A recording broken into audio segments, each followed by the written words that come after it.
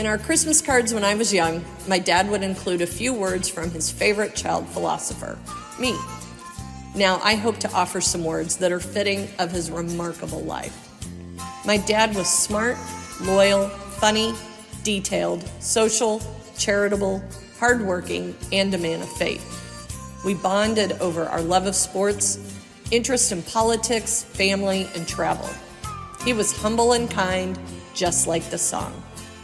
I'm convinced his research abilities were second to none. And that trait led to greatly extended timelines when considering major purchases and very thorough travel itineraries. He loved barbecue, Garrison Keillor, country music, and the Iowa State Fair. My dad enjoyed watching Johnny Carson while eating popcorn. Books were a constant source of entertainment and insight for him. He read both Time and Newsweek each week so he could understand the same issues, but from different perspectives. According to my mom, she won my dad in a college card game. And over the years, they were blessed with incredible friends who helped create many stories that filled his memory with joy, love, and a lot of laughter. My dad believed in tackling big challenges with great people at the table and abundance of yellow legal notepads for all of his notes. He was always working to give back, and I am incredibly proud of his countless contributions to Putnam County, Macon Atlanta State Bank, Truman State University, Sheraton Valley Association, Adair County, and of course, Rotary. Rotary gave the Unionville, Missouri farm kid and recent Mizzou graduate an opportunity to continue his education in South Africa. That single experience changed the trajectory of his life to one of service, and I'm confident the world is a much better place thanks to my dad's tireless, selfless work. His life is worthy of celebration, and I appreciate you watching this video to do so.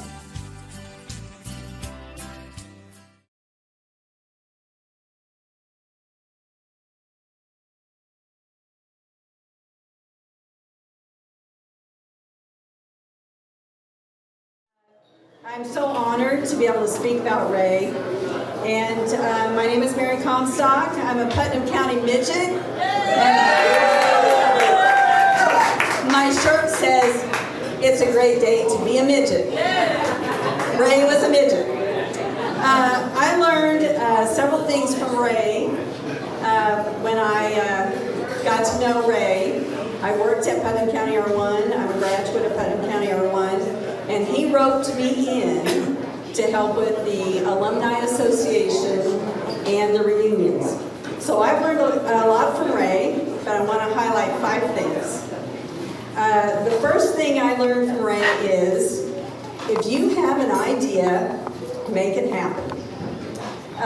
Ray graduated with a class in 1955, 93 graduates. They had 5-year reunions like people back then used to do. I don't think our younger ones are doing those 5-year graduation reunions.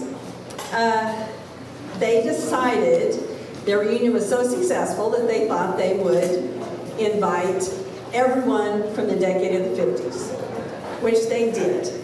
And he had he was the driving force behind that. He had lots of people helping him. Several of those people are here today. He has some classmates. Dick Hill's here, Leota Thompson, Norma, Dixon, Amber Michael. They're all here today, and they helped him do their reunions.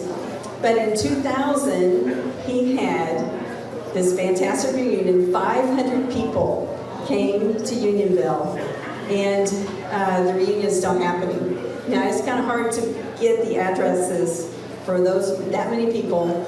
He did it. But one way he made those ideas happen is that he knew how to delegate. And Ray was really, really good about making you feel important enough to be included, and then he gave you a good job. The other thing about Ray, and we all know this, that's why we're here, this was for his instruction, he was really a detail man. And so he had the idea, he got people involved, And then he made sure that the details were there to make it a success. The second thing I learned from Ray is to celebrate the past but plan for the future. Ray, growing up in small town Unionville, he had what I would consider an idyllic upbringing. In a small town, he had a paper route, he played on the football team, they played pranks, you've read about the pumpkin prank. And how do I know about his pranks and all those things? Is because when we would have an alumni meeting, we had to reminisce and reminisce and reminisce and lots of fun stories. And I would be looking at my watch thinking, I've got to get home and cook supper, but they wanted to just talk and have a good time. But he always celebrated, and that was an important part. He always planned a social time.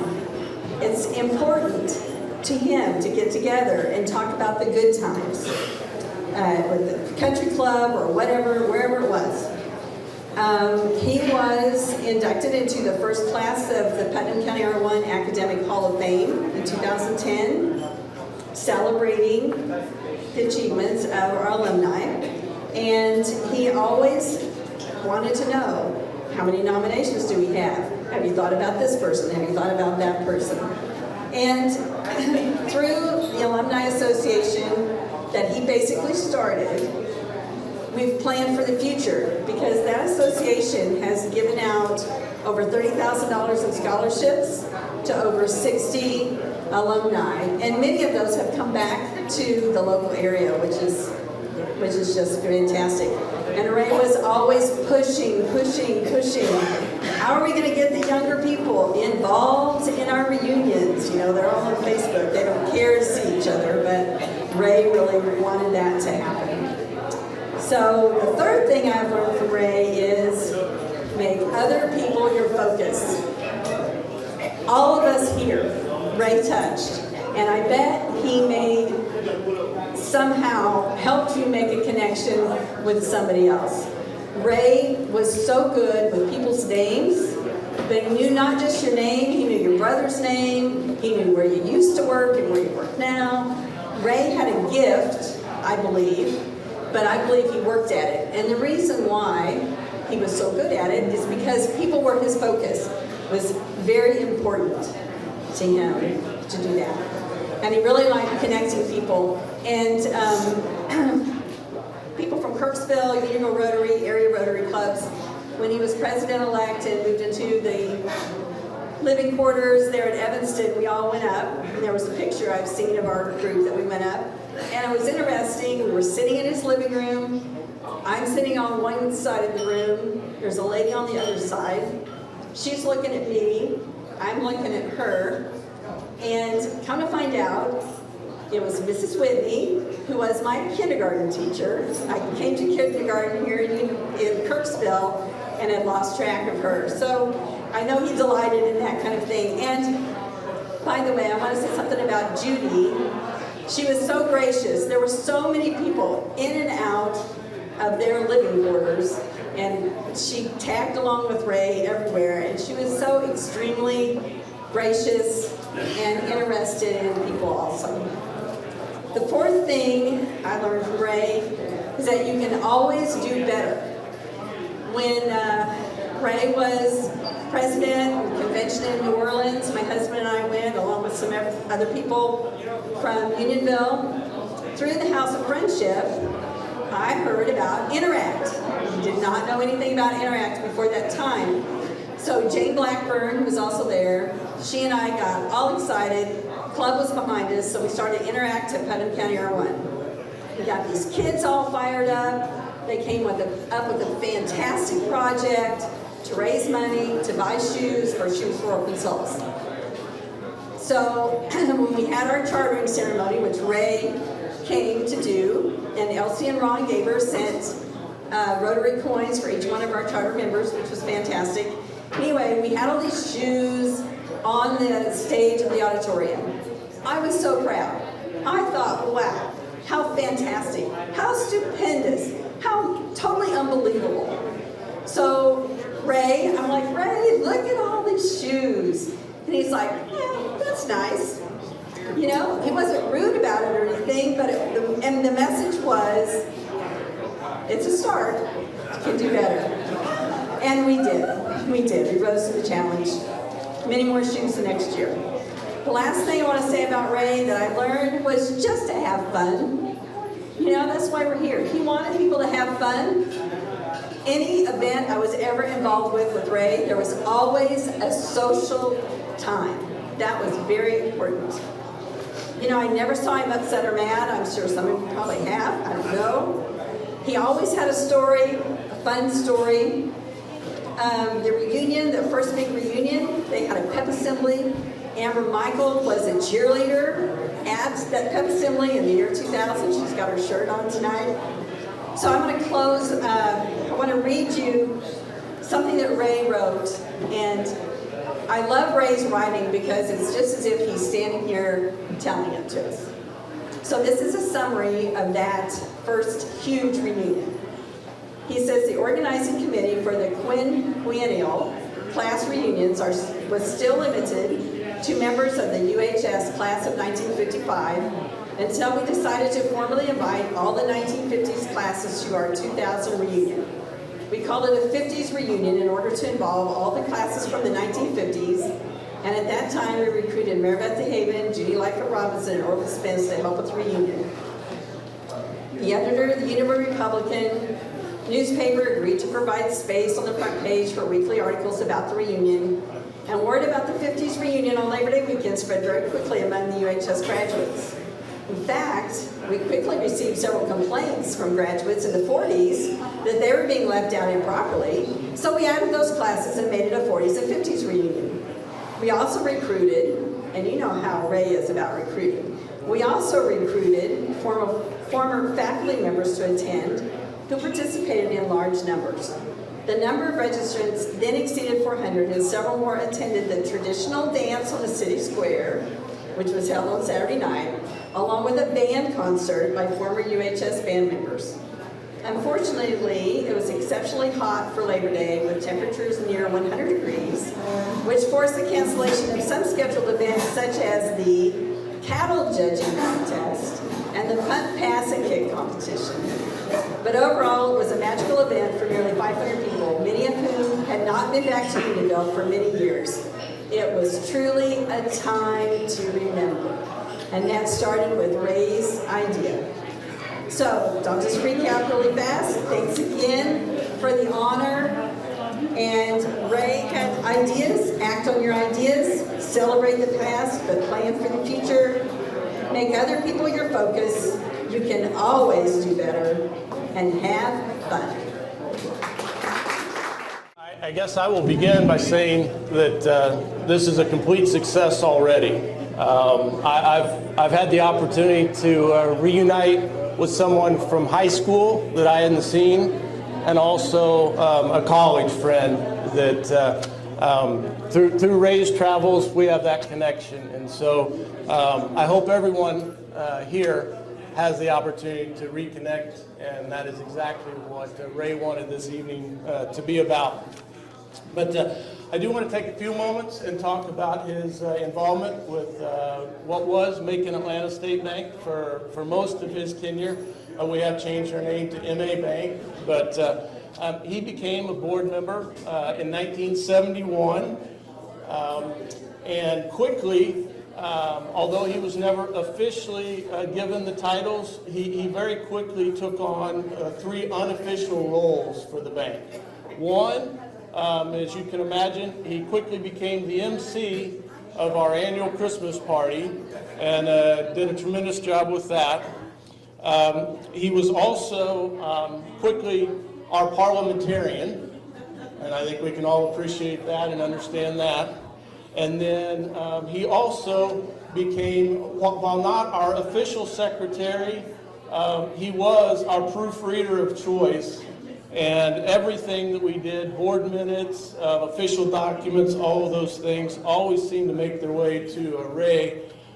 So much so that by the time that I got involved with the bank, which was in the 90s, most of the meetings would really just begin with either Ray offering, yeah, I've reviewed the minutes and they're okay, or if he was not quick enough to offer that, one of the other directors would very quickly say, Ray, have you looked these over? And he would say, yes, I've looked them over, and if so, there was nothing else to discuss. So those were three roles that were unofficial, but he carried them on throughout his tenure with the bank.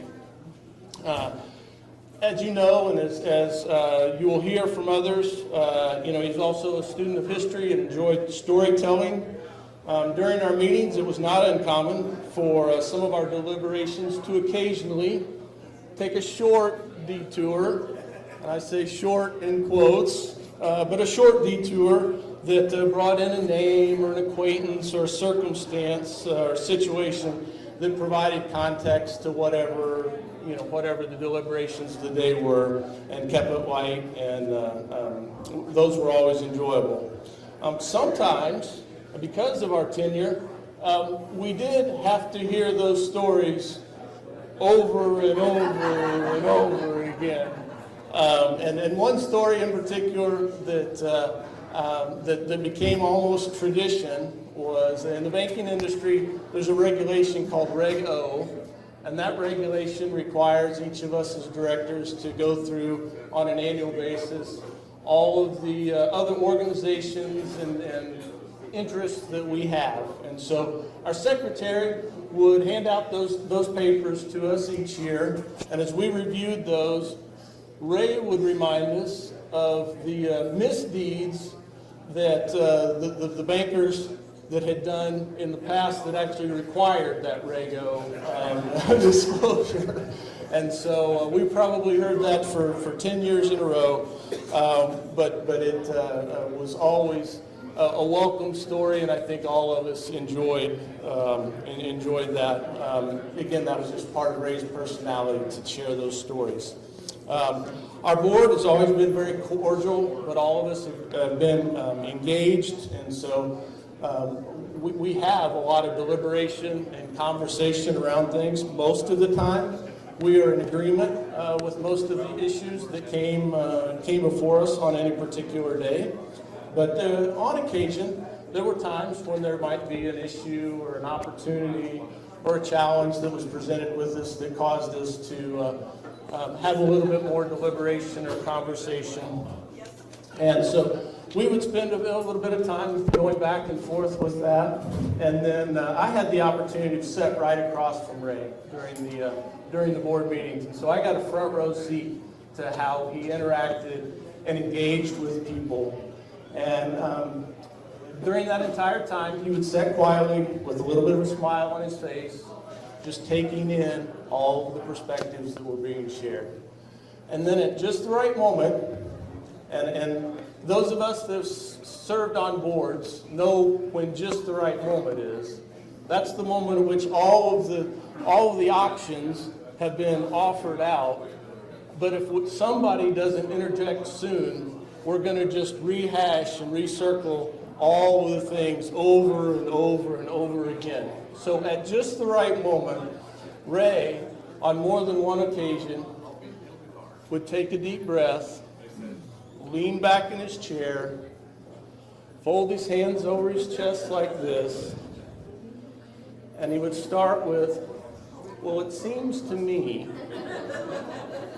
and then he would recite, all of what we had shared, but very concisely put it together and in such a way that it became obvious to the rest of us what the proper course of action was. And then he would offer that course of action.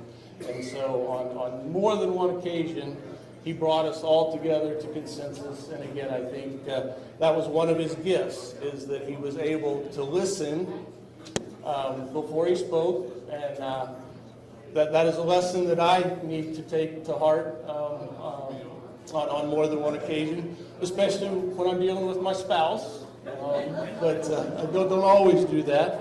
Anyway, those are some of the memories and the things that he brought to our board over the 40 years that he served. When he took on the role of Rotary International President, he did have to relinquish his monthly duties and coming to the bank, and that was hard for him. He truly enjoyed the bank and participating, but he knew that he could not fully carry on the responsibilities of that role, from afar. And so he would periodically, even during those years as he was traveling, he'd send me an email, and he'd say, "Hey, I'm gonna be in the area. Do you have a few moments? Can I stop by on Friday at 10 o'clock and just I've got something for you?" And so he would show up very punctually at 10 o'clock. Just almost magically, he would appear in the bank. There he was.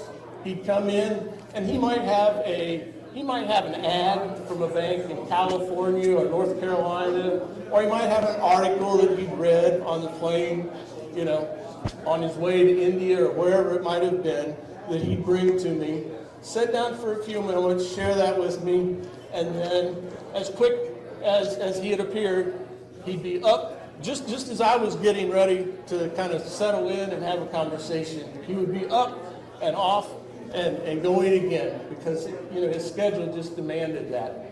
But as I reflect on Ray and the things that I learned from him, he took the time. It didn't matter that article from California didn't really have anything to do with the bank, but that was a reason for him to come in and reconnect and learn what was going on, both in my life, but also in the life of the bank. And so that was just the reason, and he was always looking for an opportunity to connect and also reconnect back with people. And so those are the lessons that I learned from Ray, and that I will take with me for a lifetime. And I hope that and know that he made those same kind of impacts to innumerable people, not only here, but around the world. Our celebration of Ray, we're in 1973 now. And President Charles McLean invites Ray to join the administration at Northeast Missouri State University as general counsel. Yes, in other words, Ray became the attorney, or in other words, the lawyer for the university. Now, Ray loved a good lawyer joke as much as the rest of us. He even liked a few of the not-so-good lawyer jokes, so I have to share with you one of my favorites. How many of you are familiar with the comedian Stephen Wright, stand-up comedian Stephen Wright? Well, he once wryly observed that 99% of lawyers give all the rest a bad name. Now remember, that was Stephen Wright who said that, not me. But here's what I will say. If that conjecture was accurate, well, there's no doubt at all that Ray was in the 1%. Now, during the 7 years that I worked for the university after Sherry and I moved to Kirksville in 1988, my path crossed with Ray at Truman. In about 5 of those years, I had the good fortune of working very closely with him. Ray not only worked with Charles McLean, but also with Presidents Bob Daigle, Russ Warren, and Jack Magruder. Ray was extremely skilled at seeing the big picture, at taking the long view whenever a task arose for which his counsel was sought, and his counsel was sought many times. Even if he was told, typically by the president, that the desired outcome of a project was desired yesterday, Ray could calmly and strategically map out a path toward a successful end result that managed to avoid creating even more problems than the one that was attempting to be solved. So give Charles McLean the credit for bringing Ray in as general counsel, but then credit those who followed President McLean for seeking Ray's counsel and for following him. Now, here are just a few remarks that I ran across about Ray from a performance appraisal written by then-President Russ Warren. And I quote, "He listens carefully to what the institution needs to have done and then attempts within the confines of integrity, ethics, and law to find a way to do it successfully. Russ also wrote of Ray, he has a very calm personality, not getting overly excited about anything, and that aids all of us in decision making. Now, during nearly all of his 22 years that Ray served the university, Gene Snyder was one of his colleagues. Gene was the longtime physical plant director. I spoke with Gene recently, and he said of Ray that some people are born leaders, and Ray is certainly one of those. And he's a good listener, too.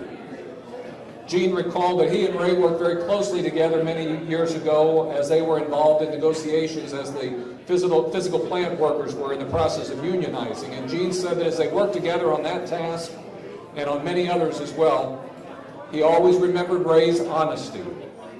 And while Gene also cited Ray's inclination towards calmness, he said the only time he ever saw Ray get even a little bit upset was when someone questioned something that he had said as not being true. Now, those of us who worked with Ray also knew there was another side to him, though.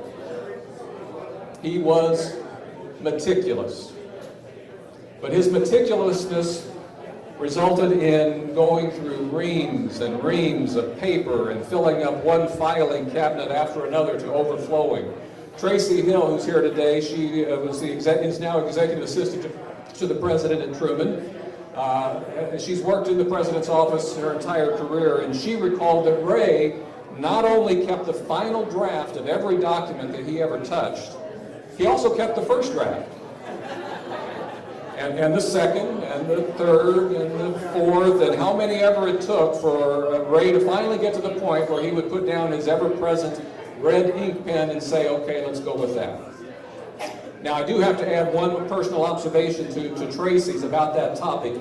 A year or two after Ray was RI president, I got a call from a college contemporary of mine who at the time was a member of a Rotary Club in the Washington, D.C. area. And she had been given the task, because she knew Ray from when she was a student, she had been given the task of introducing him when he came to speak at their club in a couple of months. So she called me just to see if I could share any inside information with her as she crafted her introduction. And I said, well, if you don't mind using a little humor, Ray is kind of notorious for killing trees, given all the drafts that he goes through with every document that crosses his path. And she immediately laughed and said, that's perfect. I'm going to use that. Well, she went on to tell me that her club had the tradition of when a special speaker, and certainly Ray qualified as a special speaker, whenever a special speaker spoke to their club, they were given the gift. They would plant a cherry blossom tree in the speaker's honor. So I don't think one cherry blossom tree managed to make up for all the paper that Ray used over the years, but at least it was a start. And if you believe that the stereotype is true about doctors having poor handwriting, then maybe it's true that Ray attended the wrong professional school at Mizzou, because Tracy also said his penmanship was horrible. It was like chicken scratches. But she said that anyone who worked with him long enough eventually figured out what he was trying to say. But Tracy also pointed out what else the people who worked with Ray quickly figured out. That he cared for others, that he always had a lot on his plate, but he was rock solid in both his relationships and his accomplishments. Ray may have been a tiger from Mizzou, but he also became a bulldog, and there was plenty of purple in his wardrobe as well. Now, in addition to his work as general counsel at the university, Ray also served for a while as dean of administration. He also taught some business law classes.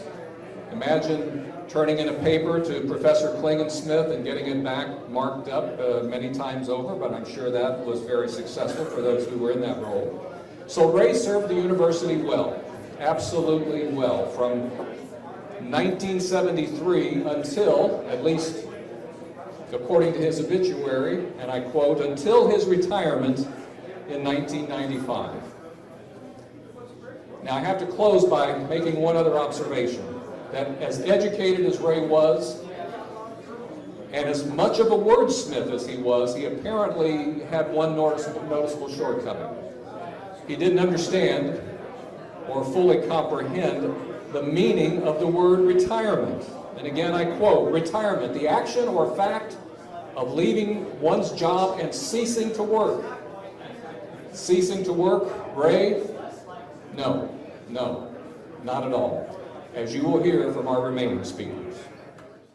There's many things that I know about my history of public speaking and the first one is you don't want to follow Dale Shinneworth, but I drew that short straw, and yeah, hence the joke. It's okay. So I'm sure we had to lower that camera a little bit as well. It's a tough night for me. I had the opportunity to know Ray for a very long time and work with Ray, and there's not been a thing said tonight that I don't agree is true. I've written down my comments. I've rewritten, edited multiple times, just as Ray taught me. And so I'm going to follow my comments and I'll be brief. I'm honored to be here today to share a few words about Ray. Ray was a mentor and a friend, and I'd also like to say that it does not surprise me that he's holding a celebration here at the Dukin. This is one of Ray's favorite places to meet and have a beer. Oftentimes I think Ray would invent the reason for a meeting, to have a social opportunity here at the Dukin with his friends. Well, I personally had the pleasure of many of those social meetings, and I'll remember all those and appreciate those. In the 27 plus years that I knew Ray, I think he let me by one time, literally, and I think that was maybe in the last few years. Humility was one of Ray's finest traits. He was extremely accomplished throughout his life. However, I never learned of any of his accomplishments from him. Always from others. Somebody else would tell you about Ray did this or Ray did that, or you'd read it in a bio that somebody else read. But Ray never talked about those things. He didn't boast about anything, especially himself. But I'm confident in one thing. One of Ray's finest accomplishments was the establishment and growth of the Sheraton Valley Association, also known as CVA. When Ray and Judy were faced with the challenges of a son with developmental disabilities, they didn't just work to help him, they worked with tireless other families like Melba Bowen.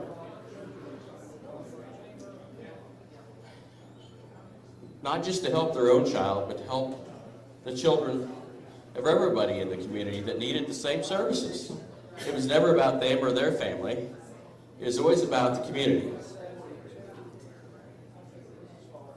That drive resulted in the birth of the Sheraton Valley Association in 1982, which is still going strong today after 41 years.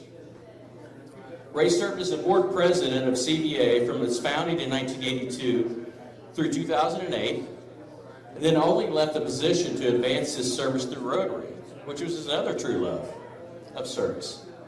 Shortly thereafter, Ray and Judy moved to Evanston, Illinois, to serve as incoming president and then president of Rotary International. Ray returned as a director at the CVA board in 2011 and served another 9 years, giving a total of 35 years of dedicated service on the board. Very commendable, and no surprise to any of you that are here tonight. I had the pleasure of meeting Ray in 1996 when I was hired as the bookkeeper for Sheraton Valley. Only 3 short years later, I was provided the opportunity to serve as the interim director, and then was offered the opportunity to become the executive director of the organization at age 26.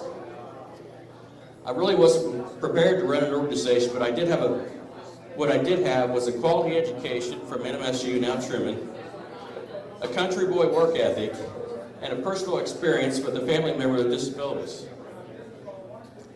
At that time, Ray saw something in me that I wasn't confident that I had. But I was very eager to give it a shot, and he was willing to develop me as a leader. Ray was a brilliant man. I was always amazed at how he could recall the finest details of conversation or situations from decades earlier.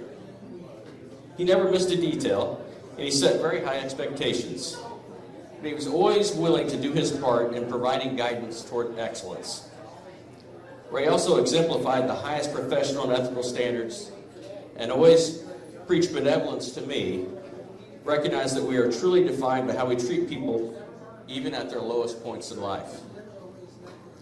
These are characteristics that I proudly continue to carry with me in leadership today. After I began leading CVA, Ray quickly informed me how important it was to represent the organization with the local community and beyond. Many board members mentioned alternative local service club organizations that I should consider. Ray pulled me aside and said, "Terry, Pick which Rotary Club you're going to join. I knew at that point it wasn't really an option. Well, I'm proud to say that I chose the Kirksville Thousand Hills Rotary Club. It's a morning club, the young club. They I don't know if we're still called. Have you earned that badge still? I'm not sure. I think we got it. Okay. I'm proud to say that I've been a member of that club for 23 years. And my most honored achievement in service has been receiving the prestigious Ray Klinginsmith Distinguished Service Award in Rotary.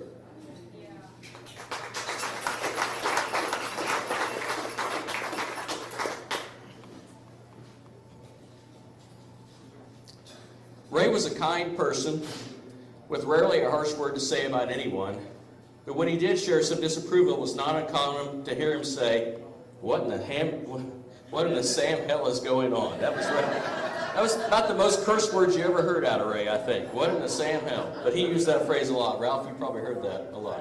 Yeah. Ray was like a father to me in many ways, and his approval, trust, and friendship have always meant the world to me. So today, in his honor, I ask all of you to raise a glass with me and join me in remembering him as an amazing man. Thank you.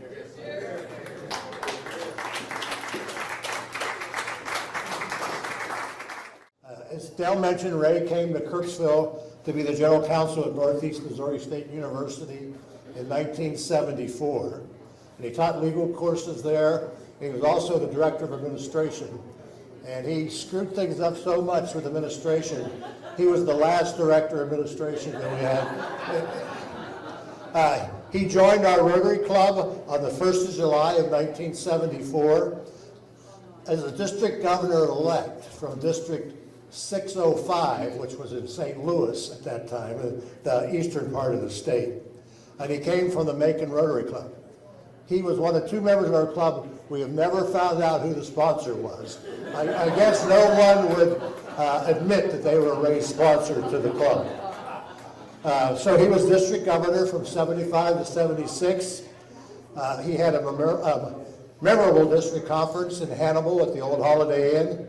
I understand people jumped in with their suits on from the diving board, and Ray always loved hospitality. We always had great hospitality rooms in 605, unlike current 6040. So he later was elected as the zone rep on the Rotary board, and Ray was actually a member of the board when they approved the first women in Rotary, and he has some good stories about that. He mentions the Japanese member that said, "We're not going to have women in Rotary over my dead body." And a few years later, he came up to Ray and said, "Ray, I made a mistake. I'm glad we have women in Rotary." So I think we all are glad we have women in Rotary, and I know Ray was very proud to have women in Rotary. So I first met Ray when I moved here in 1989 to command the ROTC. I was asked to join the Rotary Club, which I had no idea what it was, by Matt Eicher, who was the club president at the time, later a past district governor. Actually, he was, I think, the last district governor of 605 before we reorganized Missouri. Every year, Ray and his legalese would issue a proclamation announcing the annual Bob and Ray Park Truman, or the end was Northeast, first home football game. The proclamation was always long and windy. If you've ever used Ray's writing, it was very legal. There was a lot of whereases and therefores, and I figured he took a class in college so he could write like that and get more money when he did legal papers. Ray always considered himself the commander-in-chief of College Park. His neighbor Tom Lundberg was the mayor, and I was the commander of the College Park militia in our stealth submarine that lurked in the lake at College Park. We always had a keg or two, good food, fun times. And one reason Ray had parties in Bob and Ray Park was because he could just crawl home. Ray took me under his wing, and I served as the club president in 2000 to 2001. Ray believed our club needed something to replace the lively banner that Walter Beard and Green Simpson had before they departed the club. So he decided we would and someone brought this up at Rotary last week. We became the two Muppets, the old guys. And so we reminded our club of the two Muppets going at each other. And I guess my name is Waldorf. So I don't know what names. Dale, do you remember? Anyhow, so we did a lot of things, and it was, people enjoyed the banner, at least at our club. Sometimes when I was out in Rotary world, the big world, and I made fun of Ray, it was like, oh my God, he said that to Ray Klinginsmith. And so, but we had a good time. And Ray enjoyed it because even 2 weeks before he died, he was still texting me zingers. So he enjoyed doing that.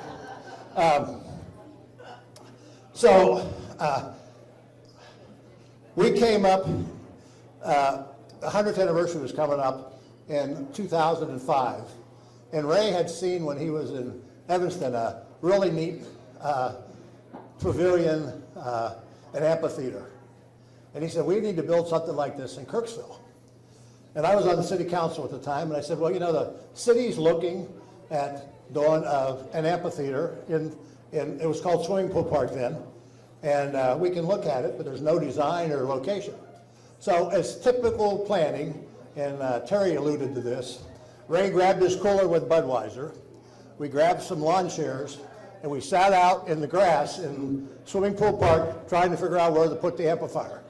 So after about a six-pack, not each, but a six-pack of Budweiser, we figured out where the current Klinginsmith amphitheater is. And so our club raised $75,000, plus we had in-kind donations to build that amphitheater, which is named the Klinginsmith Amphitheater. And they were leery of me doing it, but I actually did the bronze work and the citation that's on the side of the amphitheater for Ray. And we had a nice time to do it. Ray enjoyed, as Terry mentioned, always working on problems and getting together over a beer or two or three. And he always seemed to buy, so that was good too. In fact, I think this whole party is paid for by his tab at the Dukem. He had so much credit over the years. Ray was very good in our club at getting things done. He got me to be the chair of our 100th anniversary party. He would get people in positions. Towards the end, as Terry said, he never retired, or Dale said that too. We had classes for our incoming presidents and treasurers, so they would be better Rotarians. And Ray would come up with an outline, and he was still killing trees then. In fact, he was on the critical list at the Arbor Foundation for all the trees that he killed. And we got to the point where, you know, you'd put the date something was done. Well, with Ray, we put the date, the time, and the second, because by the time we read it, he was cranking something else out. His mind was always running. So we worked on that. He was really interested, and he saw this as the president of Rotary, 100th anniversary celebrations. So he wanted our club to do something good, but we needed to practice. So we had a great 90th anniversary celebration. We did it over at ATSU in their Thompson Center, and Ray wanted to do something to talk about the history of our club. Well, he wanted to do some type of newscast. And I said, Ray, that's pretty lame. We need to come up with something else. And that's not good to tell Ray that he had a lame idea. But I was able to convince the rest of the committee to take the Dickens Christmas Carol, and we did a Rotary past, present, and future. And we had the shyster lawyer, Ebenezer Scrooge Klinginsmith, as playing the part. And I gave the video tonight to Lee, and hopefully she'll post it on YouTube. So I think it's pretty funny. So, okay. I think Ruth is trying to get me off here. So, one other thing that we had fun. We told him he had 8 minutes. He walks in with 10 pages of notes. So, when Ray was a president-elect of Rotary, they were getting ready to do some promotional pictures, So in the spring, he and Judy came to Cooksville, walked around, went to his office on campus, and they came to our club meeting with his film crew. Well, I hired a Truman trumpet major to play Hail to the Chief every time someone said the name Ray Klinginsmith.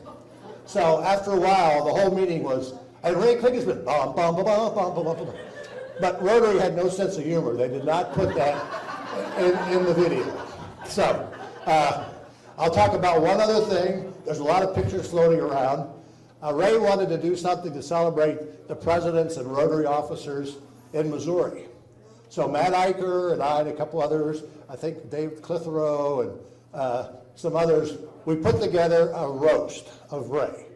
So we did this roast in Columbia at the University of Missouri. We probably had about 350, 400 people there. It was a great event. All kinds of Rotarians, and of course Ray knew most of the people, so it was really great. But he was really mad because I roasted him pretty good. And so he wanted to get even with me. And I actually did another roast in New Orleans before the convention because his secretary wanted to see it, and we did a few other things.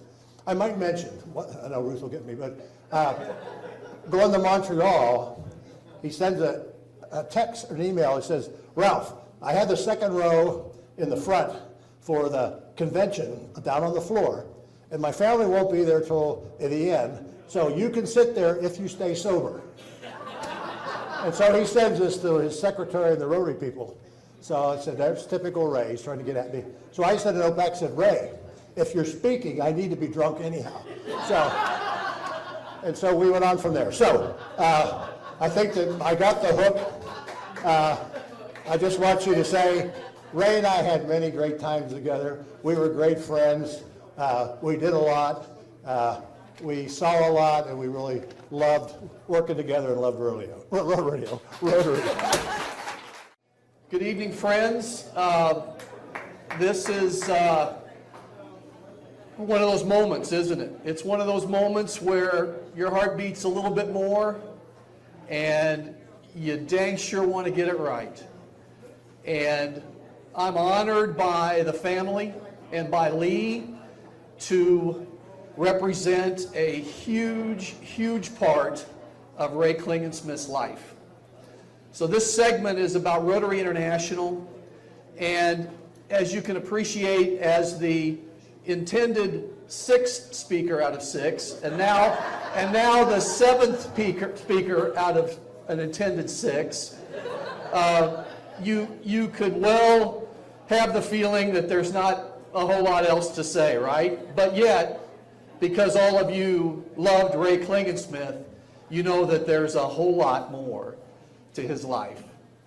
And so I want to start, I'm going to try to do, as a CPA, the numbers matter, I'm going to try to do 5 things with you really, really, really quickly.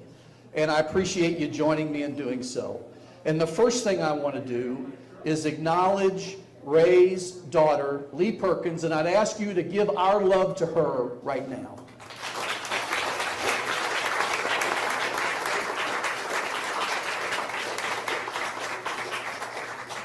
Many of us have been chosen by Lee and the family to share with you tonight, and Lee has taken the opportunity to share her thoughts in this little program. And I hope that you'll take the time to read her words as well. Will you do that? Take the time to read Lee's words as well. I cannot help but recall this now being the second honor that Lee and her family have provided, because many of us in this room had the opportunity to celebrate Ray's beautiful wife, Judy, through a virtual celebration of life. How many of us here were a part of watching Judy's celebration of life? And it's a pleasure and a privilege to raise Judy's name at this great gathering. I'm sure she wondered, what in the world goes on at the Duke of Men, right?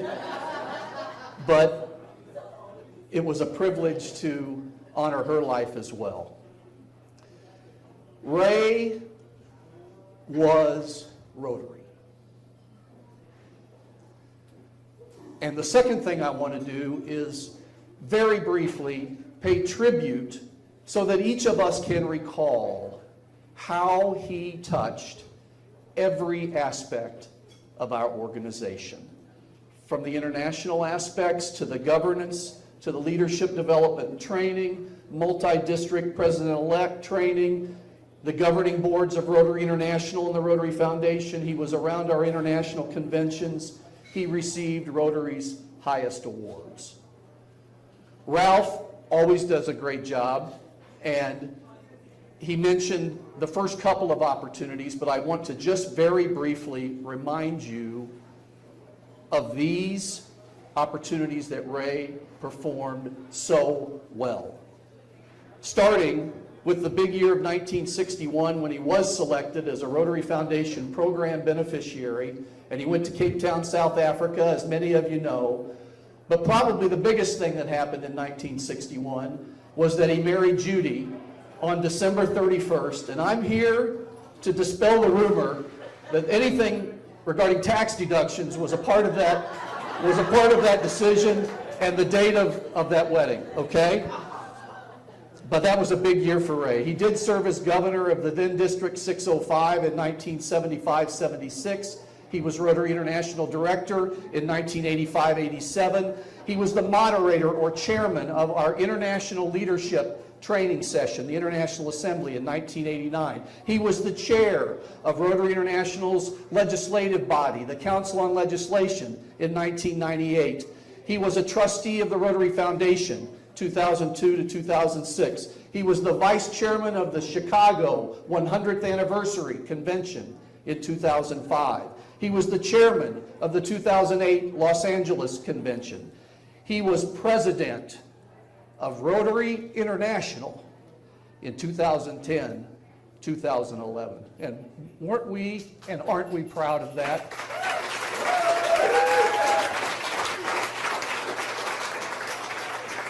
We will always be proud of that. I always reflected on the beautiful symmetry of his convention at the end of his presidency was in New Orleans, which was the port. You've heard him tell the story, many of you. The port from which he left to travel by boat to South Africa 50 years before. The symmetry of traveling 50 years earlier and coming back to that place. He was the first Rotary Foundation program alumnus to serve as Rotary International president. And his theme was building communities and bridging continents. Building communities and bridging continents. That was Ray Klinginsmith, right?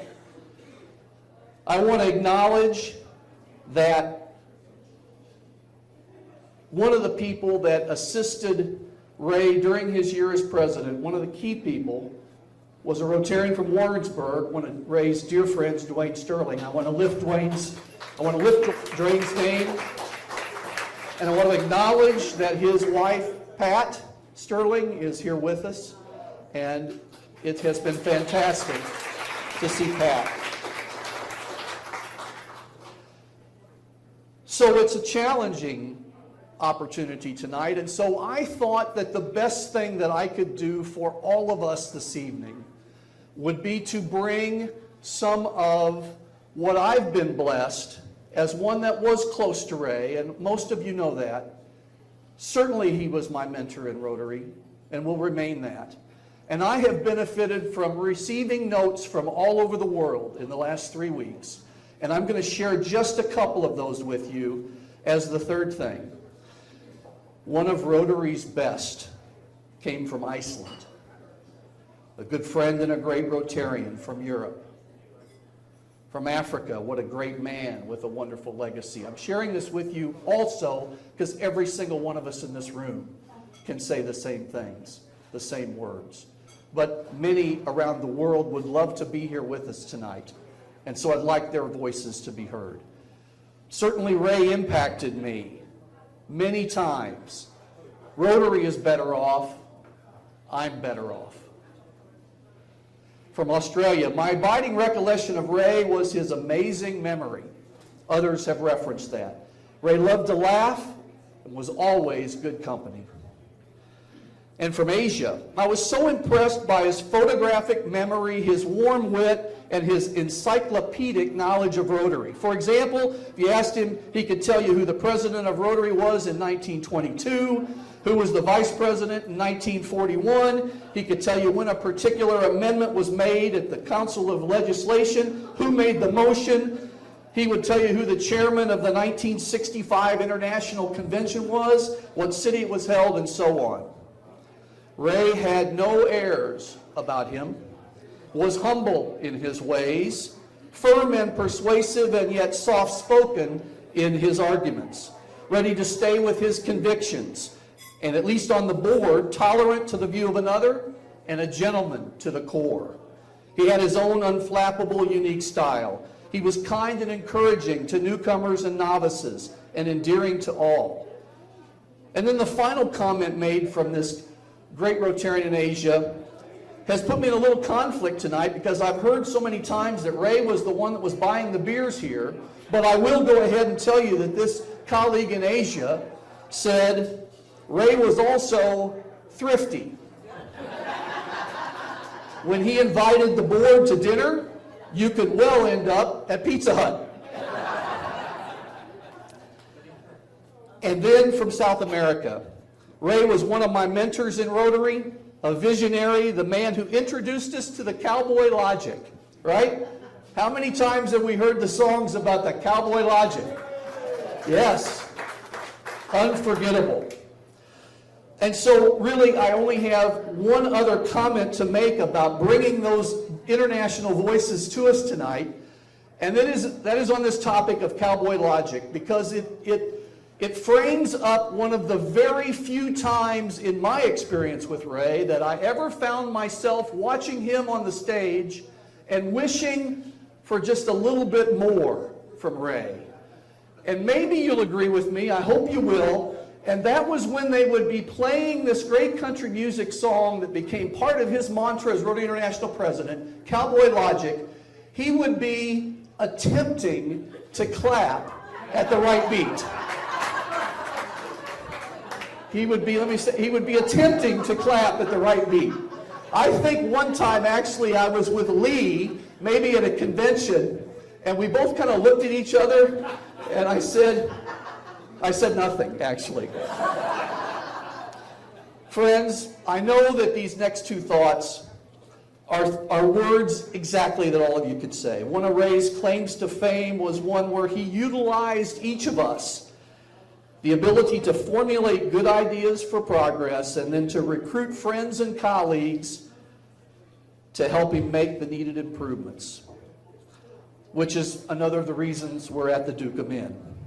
All of which was aided by his sense of humor, his use of cowboy logic, and his wish to make things bigger, better, and bolder. Bigger, better, and bolder. And that's what we will continue to do in Ray's memory.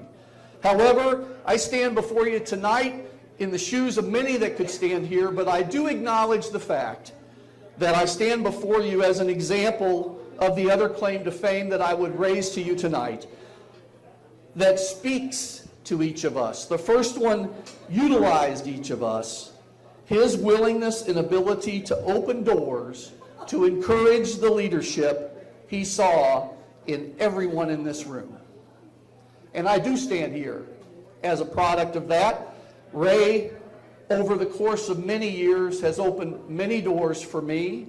And I raise that not to speak personally, but to be as an example of how much Ray invested in all of us in this room. So, to finish before I have the honor of bringing up our distinguished guest, I want to go back to something that Ruth said. I'm going to try to get through this. And when I struggle, I'll remember Ray, who helped me with one other thing. I said, Ray, sometimes, I can get emotional about Rotary. Sometimes it comes out of my eyes. What do you do, Ray, to kind of catch yourself in that emotion? And he said, well, I usually try to think of a good funny joke, or I look at the room, he actually said this, and think that everybody doesn't have any pants on, right? And I'm not going that far with you tonight, but I believe that our faith and Ray's faith teaches us that he has fulfilled the journey that he was pursuing. And that is a wonderful feeling. He is clearly already the primary reunion organizer in heaven, and he joins some other unbelievable leaders in Rotary in Missouri and past presidents. The only question is how long it will take before Ray becomes president of the Rotary Club in heaven. And the thing that makes me smile the most as I'm smiling about this is to know that he and Judy are back together.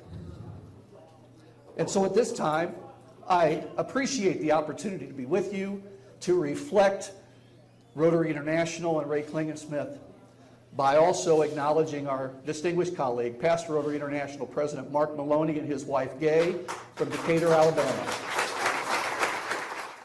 Good evening, ladies and gentlemen, fellow Rotarians, and tonight, no matter whether you're a Rotarian or not, members of the family of Rotary, if you're here to pay tribute to Ray Klinginsmith.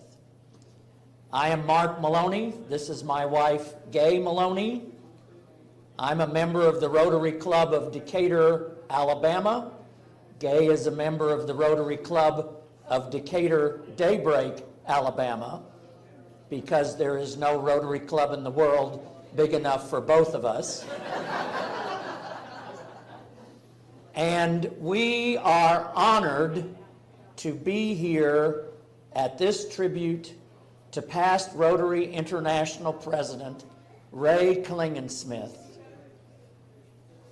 And we have come at the request of the current Rotary International President, Gordon McAnally from Scotland.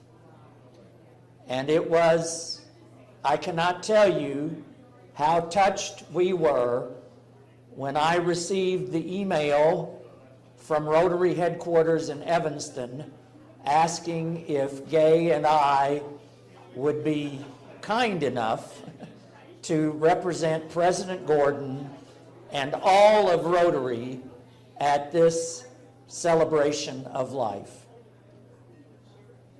It is an honor for us to convey the condolences of President Gordon and his wife Heather to everyone here upon the loss of Ray Klinginsmith. You know, there's only one president of Rotary International each year. And except for Paul Harris, the founder of Rotary, who served as president for 2 years in 1910 to 1912, no other individual has served for more than 1 year. And Ray Klinginsmith was the 100th president of Rotary International. The 100th president. And when you consider that there are now 1.2 million members of Rotary clubs around the world, that there are 37,000 Rotary clubs around the world, being one of 100 is a tremendous distinction. It took me a little computing to figure that out. I knew I was the 109th, and I was able to subtract back to figure that he was the 100th president of Rotary International. In addition, Ray was the first of a series of 4 United States presidents, and during those days that would only happen once every 3 years, a series of 4 United States presidents who all came from the center part, the heart of America, here in the United States. Ray Klinginsmith from Missouri, or if you're Pat Sterling, Missouri. Ron Burton from Oklahoma, John Germ from Tennessee, and myself from Alabama. And you know, there are very few organizations that give small town business and professional people the opportunity to have a place on the world stage. And Ray Klinginsmith, coming from Unionville and Macon and Kirksville, I would say qualifies as a small town individual. And he has had a tremendous impact on the world stage. Larry mentioned that Ray was the moderator for the 1989 International Assembly. That's where I was trained as to be district governor. He mentioned that Ray was the chair of the 1998 Council on Legislation, and that was in Delhi, India. Not just Chicago, Delhi, India. And that was the first time I attended a council on legislation. And so I have had the opportunity to see the impact that Ray had upon the Rotary world. And I endorse the comments that have been made by all of the prior speakers discussing Ray's Rotary involvement. But since I am the bonus speaker, who was to be the first and only bonus, in addition to the 6, but who ended up being the second bonus, I think it is time for us to continue the celebration and for me to just say once again, greetings from Rotary International President Gordon McAnally. Thank you for your hospitality to Gay and to me coming from Alabama for this event. And let us not forget all that Ray has meant to us. And it has been done once before, but he didn't have a glass in his hand. Let us end these presentations by a toast to Ray Klinginsmith, Rotarian par excellence.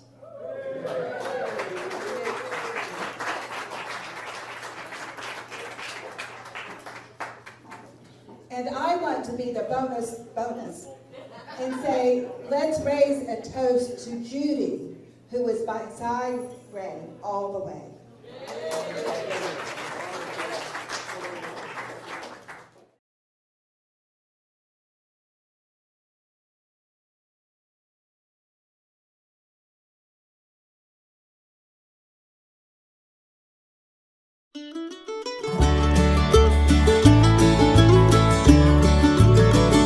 I was standing by my window on a cold and cloudy day when I saw the hearse come rolling for to carry my mother away. Will the circle be unbroken by and by, Lord, by and by? There's a better home awaiting in the sky, Lord, in the sky. Well, I went back home. Home was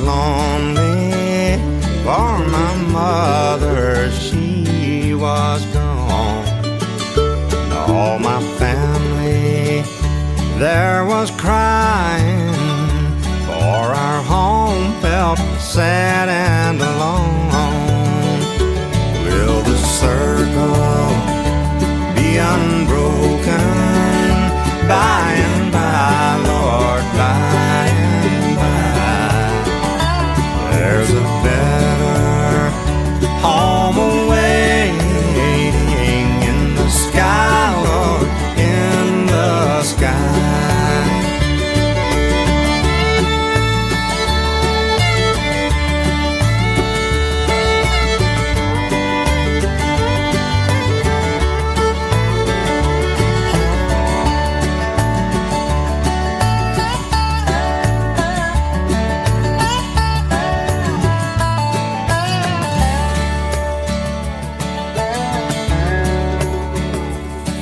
Undertaker, Undertaker, Undertaker, won't you please drive slow? For that lady you are hauling, Lord, I hate to see her go.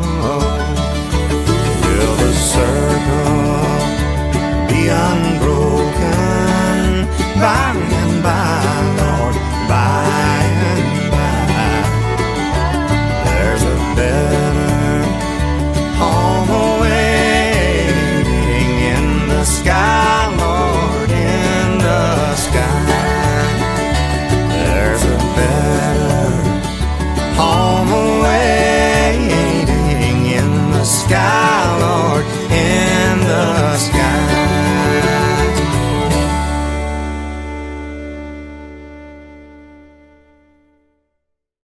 Someday, little girl, the sadness will leave your face as soon as you've won your fight to get justice done. Some days, little girl, you'll wonder what life's about, but others have known. Few battles are won alone, so you look around to find someone who's kind, someone who is fearless like you. And the pain of it will ease a bit when you find a man with true grit. One day you will rise, and you won't believe your eyes. You'll wake up and see, oh, that is fine and free. Though summer seems far away, you'll find the sun one day. TJ gets her own piano.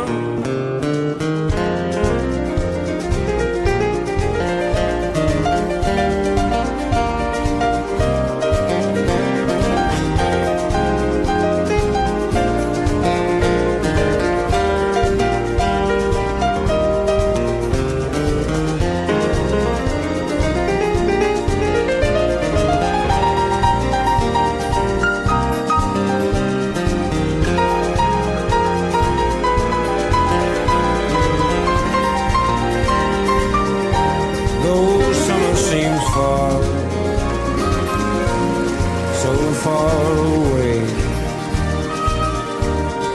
you'll find the sun one day. You'll find the sun one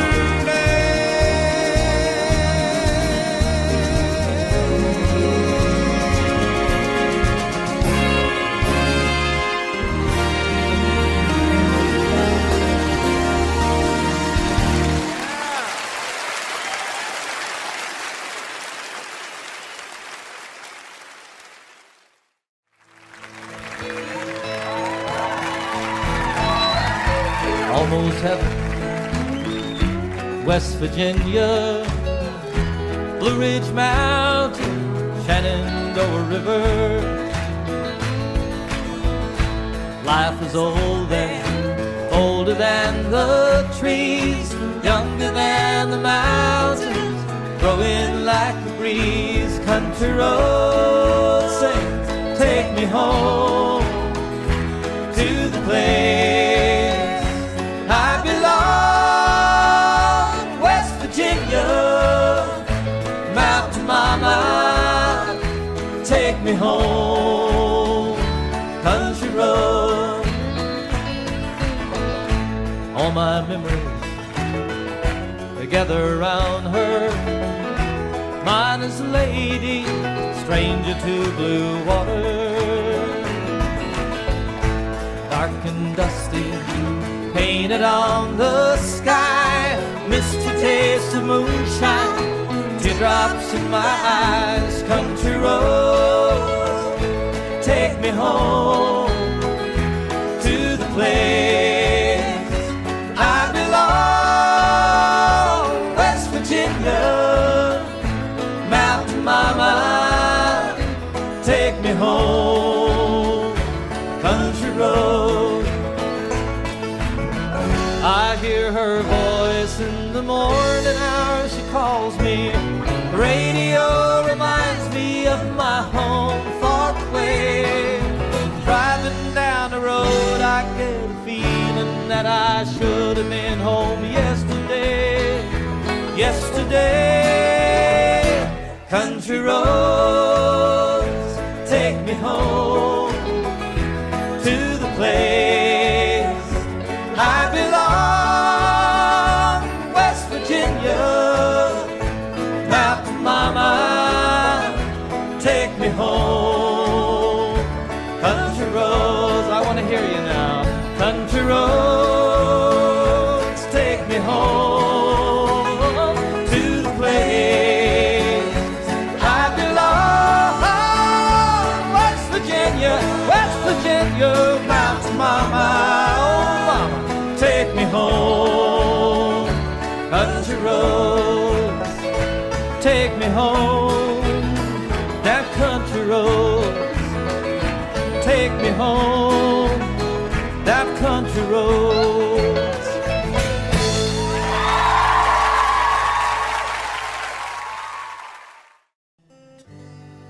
Sometimes late at night I lie awake and watch her sleeping. She's lost in peaceful dreams, so I turn out the lights and lay there in the dark.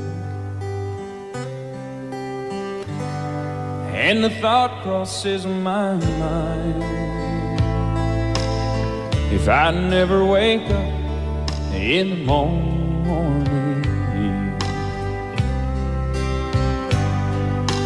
would she ever doubt the way I feel about her in my heart? If tomorrow never comes, will she know how much I loved her? Did I try in every way to show her every day that she's my only one?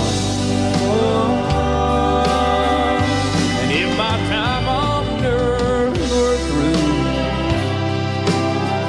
then she must face this world without me.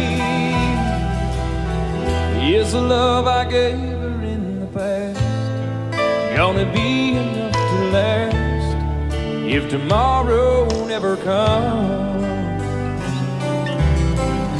'Cause I've lost loved ones in my life who never knew how much I loved them. Now I live with the regret that my true feelings for them never were revealed. So I made a promise to myself say each day how much she means to me. And avoid that circumstance where there's no second chance to tell her how I feel. 'Cause if tomorrow never comes, will she know how much I loved her? Did I try in every way to show her every day that she's my only one? Oh, and if my time on earth were through, and she must face this world without me, is the love I gave her in the past gonna be enough to last if tomorrow never comes?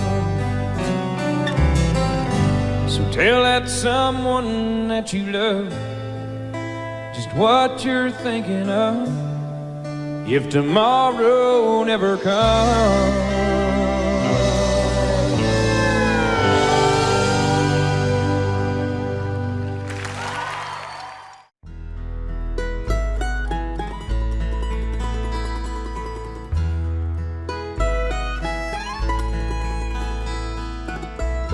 There's a full moon out tonight.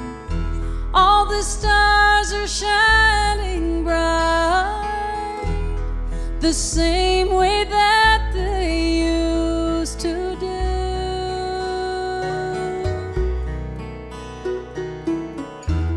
And it reminds me of the night we fell in love beneath that old Missouri moon.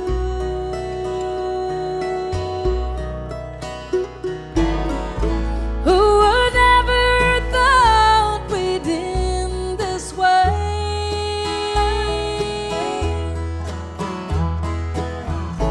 As I watch you go, the tears are rolling down my face. Who would ever thought I'd be so blue? As I cry beneath that old Missouri moon.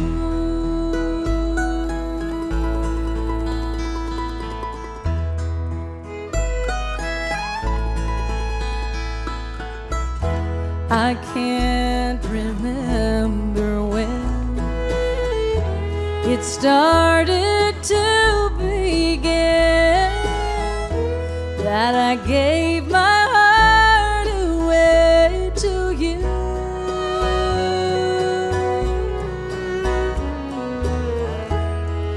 And then when we touched, I have never felt so much. It was in that moment that I knew.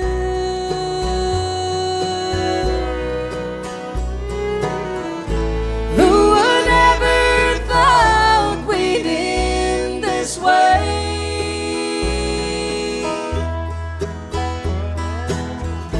As I watch you go, the tears are rolling down my face. Who would ever thought I'd be so blue? As I cry beneath that old Missouri moon. As I cry beneath that old Missouri moon. Missouri